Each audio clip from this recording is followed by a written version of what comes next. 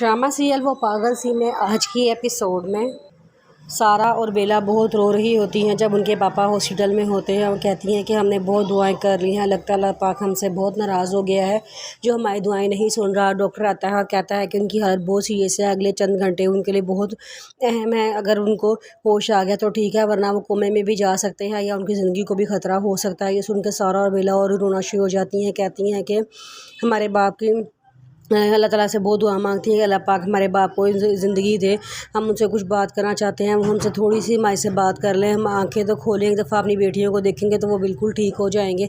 लेकिन एहसन साहब को होश नहीं आ रही होती। शाज़मा और जलाल वहाँ से भाग चुके होते हैं और वो किसी घर में पनाह ले लेते हैं। शाज़मा और जलाल आपस में बातें कर रहे होते हैं कि अगर एहसन को होश आ गया तो हम तो कहीं के नहीं रहेंगे, क्योंकि एहसन को हमारी सारी हकीकत का पता चल गया है। तो एकदम उनको फ़ोन आता है उनके पुराने मुलाजिम का, जो उनके हर बुरे अमल में उनके साथ शामिल था।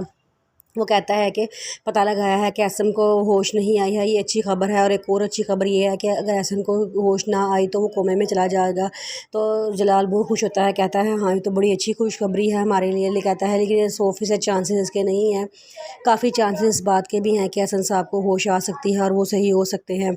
जलाल कहता है कि अगर तुम लोग वहाँ पे क्या कर रहे हो, अगर मैं वहाँ पे होता तो अब तक एहसन इस दुनिया से जा चुका होता, तुम लोगों के वहाँ होने का कोई फ़ायदा नहीं है मुझे। वो कहता है कि नौकर कहता है कि हमसे बहुत बड़ी गलती हो गई है कि हमने एहसन साहब के साथ धोखा किया और आपका साथ दिया है। मैं एहसन साहब से माफ़ी मांग लूँगा और अपने गुनाह तस्लीम कर लूँगा। हो सकता है एहसन साहब हमें माफ़ तो कर दें, लेकिन आपको कभी माफ़ नहीं करेंगे, आपको सारी ज़िंदगी जेल में रहना पड़ेगा, जेल में चक्की पीसना पड़ेगी।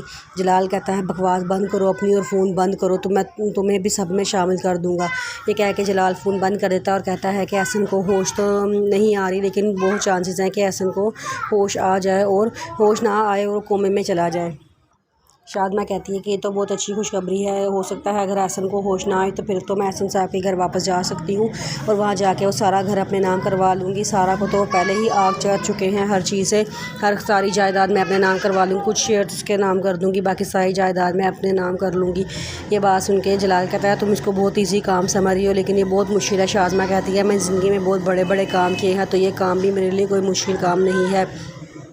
जलाल कहता है चलो देखते हैं क्या होता है।